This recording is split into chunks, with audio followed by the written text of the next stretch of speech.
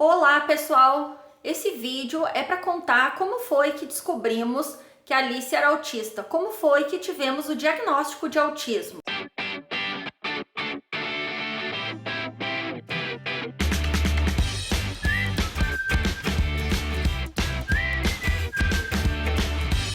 Bom, pessoal, primeiramente eu quero dizer para vocês que eu tive uma gestação sem complicações, né? A Alice nasceu no tempo normal, não nasceu prematura. Teve suas avaliações do Apgar 9 e 10. Recebemos alta logo em seguida do hospital. E ela era uma bebê muito tranquila, muito fofinha. Dormia super bem, mamava bastante, sempre mamou. Aliás, os primeiros meses de vida dela, todos exclusivo do peito, né? Ela amamentava muito, ela gostava muito de mamar. Era uma bebê assim carinhosa, ia no colo de todo mundo. Vou colocar para vocês brevemente uns trechinhos de vídeos que eu tenho da Alicinha assim nos seus primeiros meses de vida, para vocês verem que ela era uma bebê muito sorridente, que ela prestava muita atenção na gente, ela tinha assim um bom contato ocular, não tinha assim nada que suspeitar, né, sobre o desenvolvimento dela.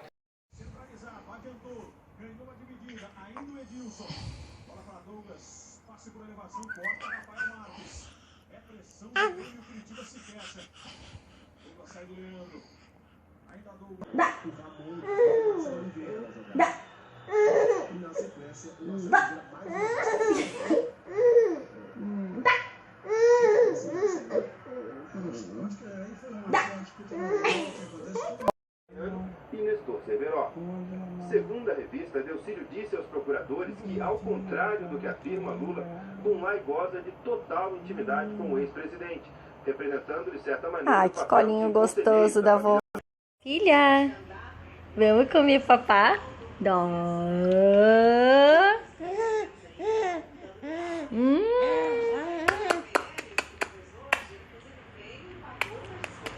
Ai, que gostoso.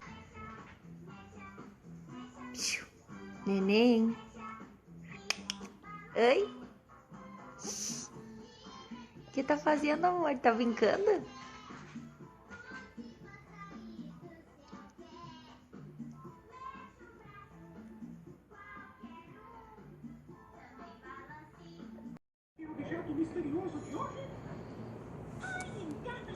Olá, priminhas! Dá a mãozinha pra Alice! Oi, prima Sophie! Oi! Fala, Nenê! O que tava falando?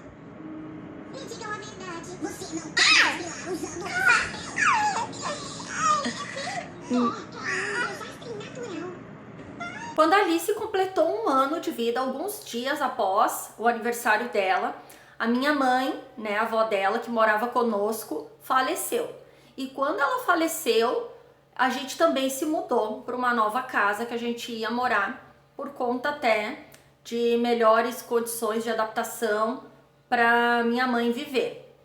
E de repente, junto com esses acontecimentos, que foi a mudança e a perda da minha mãe, a Alice começou assim a demonstrar ser um bebê mais sério, mais quieta, mais introvertida e prestava mais atenção, se focava muito em olhar os desenhos, as coisas, já não fazia tantas gracinhas assim pra gente.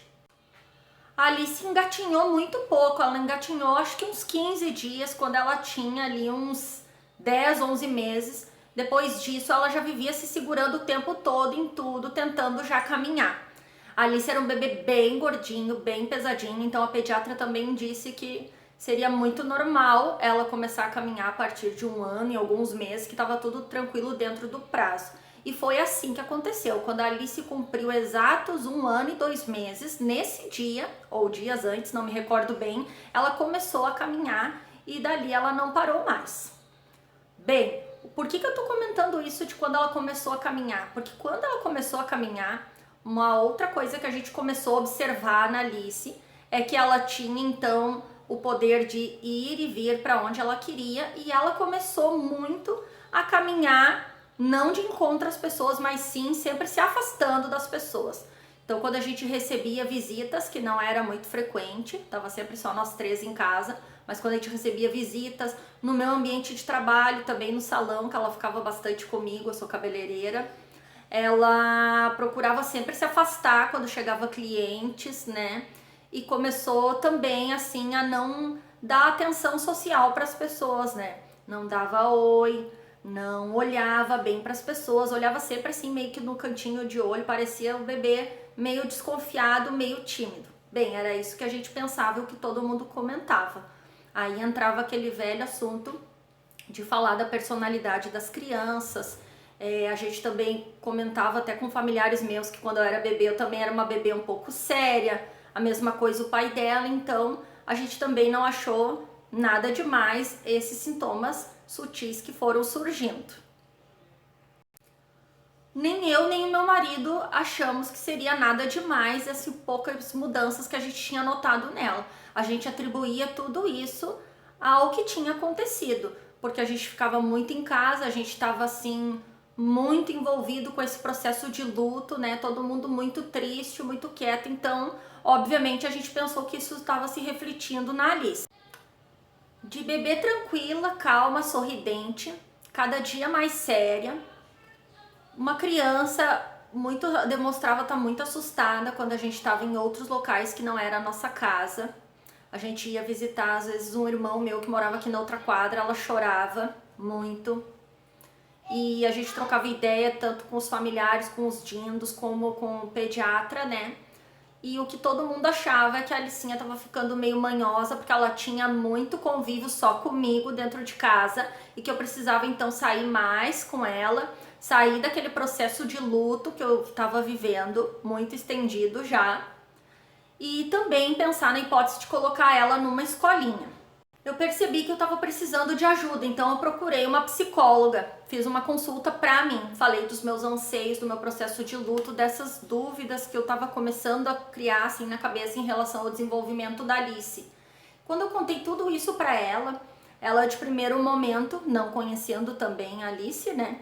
Ela achou que realmente com essa idade as crianças começam a demonstrar personalidade, gostam de fazer manha, gostam de controlar, ficam muito apegadas ao pai e à mãe, que isso poderia ser muito normal, mas que o que eu poderia fazer para ir modificando isso era começar a sair mais, sair todos os dias, nem que fosse para dar uma voltinha na quadra e no mercado.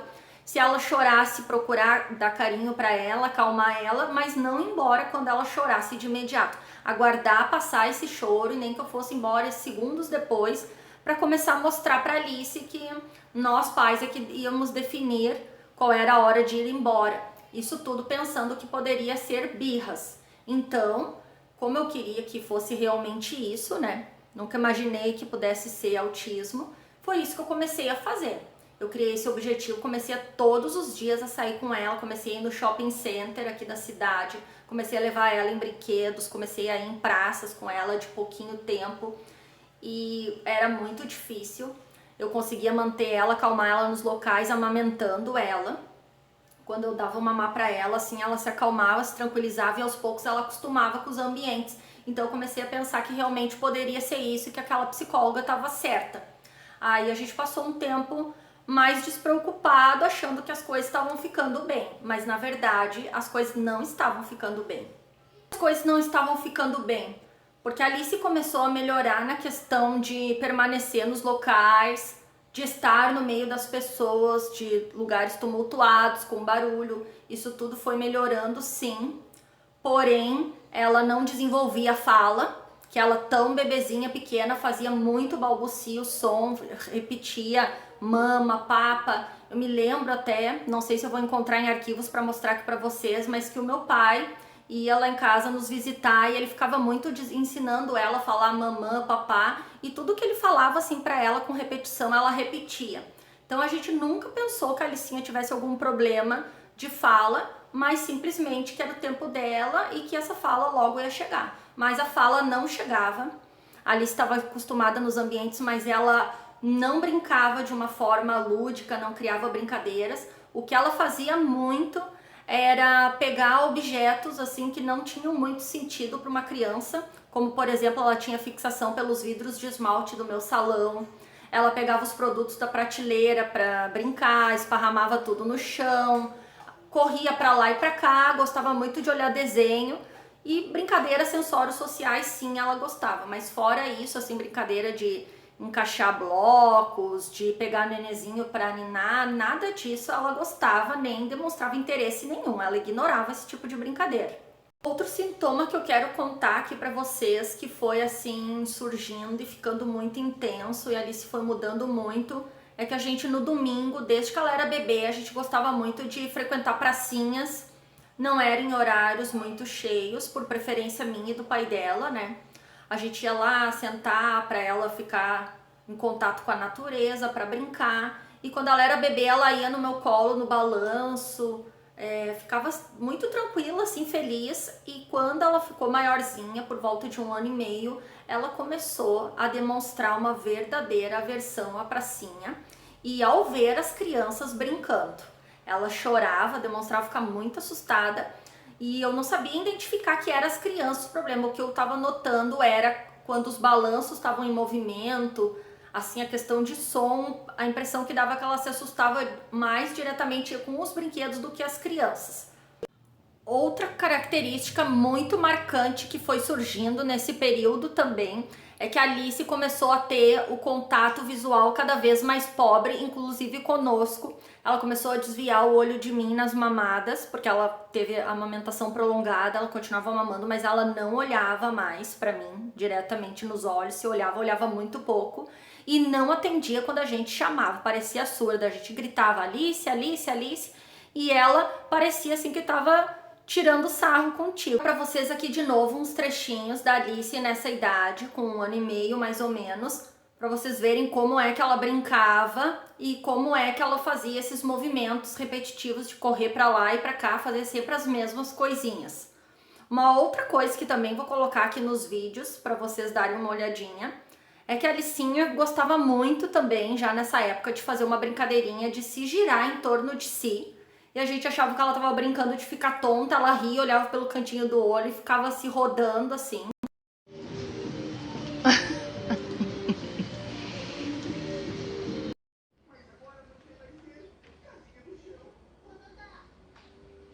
Alice, guarda essas coisas da mamãe, guria. Sua baguncinha.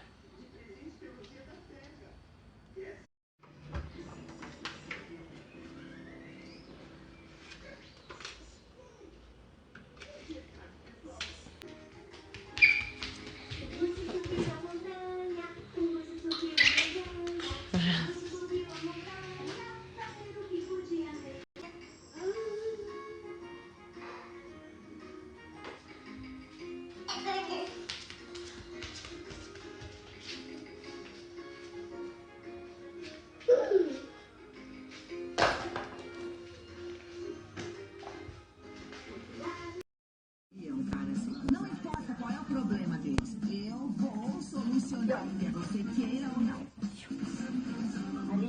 Falou e disse. Todo domingo, às 9h20 da noite, no TLC. A brasa está esquentando, assim como o clima do 12º festival.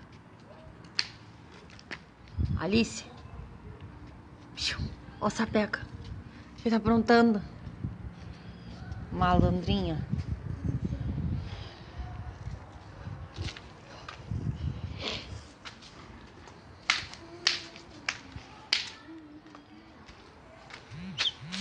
Não saiu nunca da minha cabeça. Então, sempre que eu tinha uma oportunidade, eu perguntava para alguém se lembrava com aquela idade o que seu filho fazia, como é que ele tava. Mas as pessoas, e hoje em dia eu também já percebo isso mesmo, ali tendo 3 anos e pouco, que o tempo passa e a gente vai se esquecendo. Então, as pessoas não sabiam me dizer exatamente o que seus filhos estavam fazendo com aquela idade, o que elas achavam. Mas eu conversei com uma cliente minha do salão que estava fazendo um trabalho de conclusão de uma pós-graduação dela na área de educação e era sobre transtorno do espectro autista. E eu falei para ela que eu estava levantando essa suspeita assim de autismo por essa questão da audição e pela falta de interesse dela com outras crianças, de preferir ficar sempre se isolando, né? E só querer saber de mim e do pai dela. E ela disse pra mim que, nossa, que hipótese alguma. Aí ela fez alguns testezinhos, assim, chamou a Alice, fez uma gracinha, a Alice riu pra ela, né? E aí ela disse, não, de jeito nenhum, eu andei visitando casas, assim, centros, aliás, especializados, né, em autismo, e não tem nada a ver com a Alice. A Alice, de forma alguma, é autista, isso é o tempo dela. E eu ficava, né, muito aliviada de ouvir esse tipo de coisa, ficava me boicotando, mas ao mesmo tempo eu ficava aliviada, mas não ficava convencida. Então eu continuava trocando ideia, né, com mais pessoas. Então eu falei com uma outra amiga minha, que aliás eu devo muito a ela, tenho que agradecer demais, que era cliente também do salão.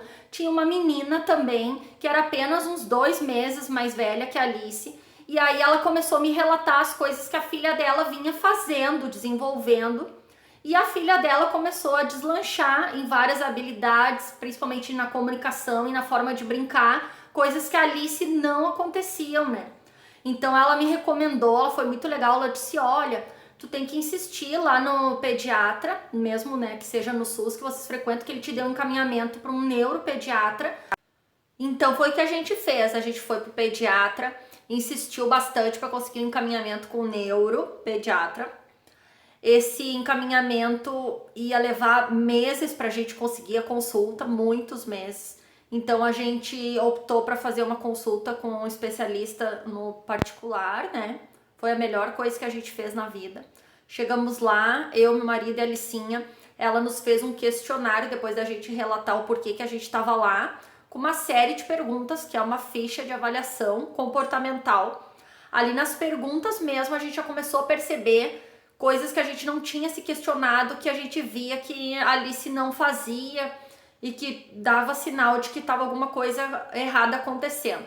Terminado todas aquelas perguntas, que eram quase umas 30, ela fez algumas avaliações com a Alice e aí ela foi muito enfática em dizer e direta em dizer que ia pedir para a gente fazer um teste de audição, algumas coisas para preencher protocolos e para descartar 100%, né, qualquer dúvida, mas que era bem provável, né, para ela, assim, já estava quase certo de que a Alice era autista. Então isso foi um baque. Sobre isso eu tenho até um outro vídeo, eu vou deixar o link aqui falando sobre essa questão do luto, né? Hoje eu vou me ater só à questão do diagnóstico. Foi um baque, mas foi um alívio, porque veio a resposta das nossas dúvidas e a gente finalmente chegou ao fim dessa saga aí. Com 1 ano e 10 meses a Alice tinha quando a gente conseguiu o diagnóstico de autismo dela. E já partimos no dia seguinte atrás de fono, de terapia, de tudo assim que a Alice precisava. Bom, pessoal, vou encerrando então o assunto do diagnóstico aqui da Alice. Vou deixar aqui de mensagem para você que está assistindo esse vídeo, que está em dúvida, que sente alguma coisa no seu coração que está errado com o seu filho. Siga a sua intuição, procure, não aceite a primeira resposta, tenha coragem em frente, porque um diagnóstico como esse do autismo, a gente não tem como evitar ele, mas o que a gente pode fazer é o quanto antes descobrir, entrar com as intervenções precoces, com a estimulação, para ter um prognóstico melhor para os nossos filhos, para eles terem mais autonomia, para eles desenvolverem mais.